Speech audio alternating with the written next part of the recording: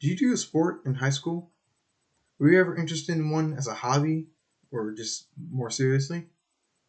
Well, I already know in general, a lot of us were introduced to football and soccer and the Super Bowl and whatnot, whatever sports you was found on TV.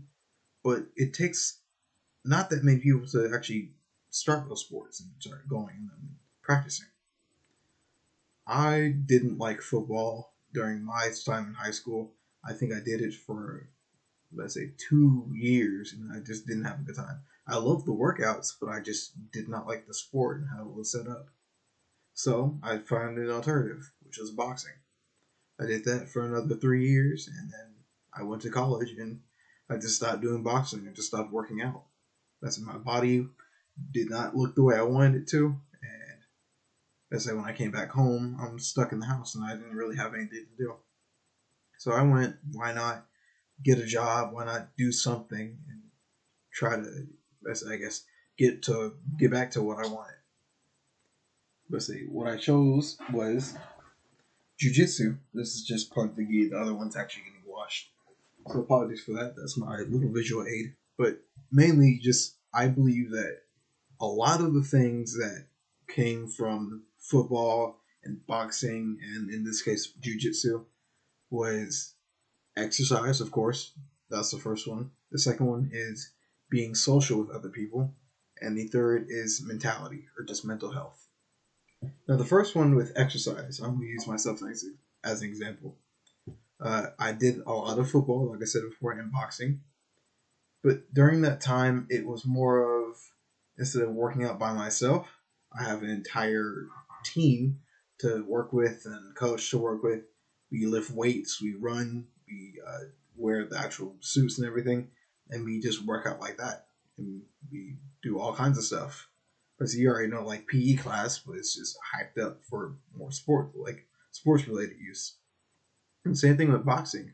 Boxing is more of learning the punches, getting used to the conditioning, especially using the jump rope, which I use religiously every day.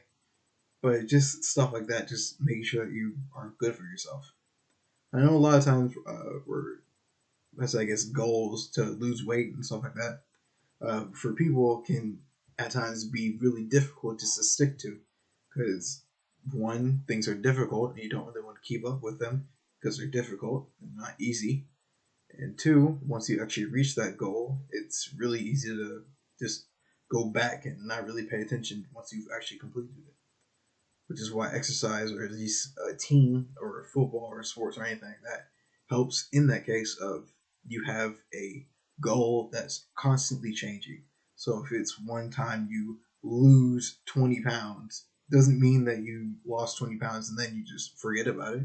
You lose 20 pounds and you keep going with the sport and see how much more you can lose or see how better you can get with the sport. Now, the second one I said is social, which I guess is social groups and social just accountability and just talking to people. A lot of times, I use myself as an example. I use myself as an example on all three of them. Social. I didn't really like talking to people while growing up. I was always a quiet kid. I wasn't really shy, but I just didn't say anything. And I'm still kind of like that.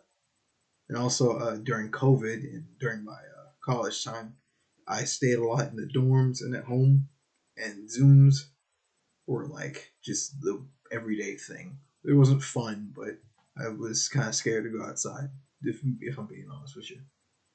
And just what that's taught me is like, I don't want to be alone. I don't want to be in the house the whole time because I've seen it too much. And let's say I'm burnt out, I'm sick of it, and I want to actually go outside. Sports already has a built-in group of people. It already has a built-in group of, I guess, skill levels and everything that makes it much easier and much, I guess, more open to actually talk to people. Because the first day I walked in for jiu-jitsu class, which was a free class because that's what they worked with, everyone was nice. No one knew my name. No one knew where I came from. Everyone was just really cool and were open to actually teaching me. Let's say black belts came up to me and said, "Hey, what's up? Do you know anything? Did you do wrestling? Did you do this or that?" Like they're talking to me, and it's just came really naturally just to talk back because it was something that I didn't really do very often. So that's for social. And last one is mental health. Now, this one I find extremely important, both because of my relation to mental health, as well as just a general importance to mental health. During my high school time, I've also had a therapist, and that really helped me a lot of times with a lot of the issues during, let's say, around my family and just during through high school.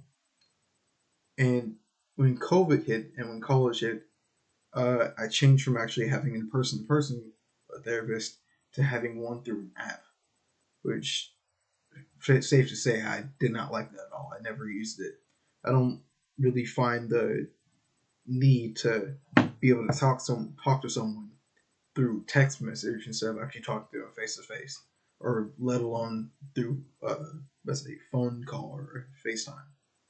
It didn't really stick with me right. And I know a lot of times for other people that I've asked, and my family and friends also did not like that kind of situation where it's just a questionnaire and then you answer how you feel that week. It doesn't really feel personal, and frankly, I don't think it works at all.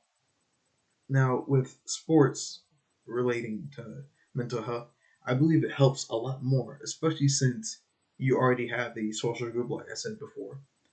You already have people that you can work with and talk, or at least about your situations at home and what you can do better, what you can do better, or just in general if you need help. Like just for example, now someone in our group had a quinceanera.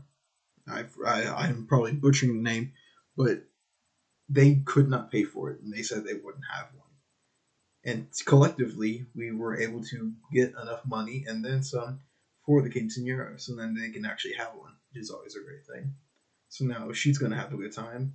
Especially mentality is better, which is more of a group and mutual just love for the sport and just for each other, just being cool, as well as just the fact of being not by yourself helps immensely with mental health and makes it to where you are, I guess, not alone, or you don't have that thought of I'm going to be alone for the rest of your life. That's what I think sports is. It's about not being alone, or at the very least doing something instead of doing nothing.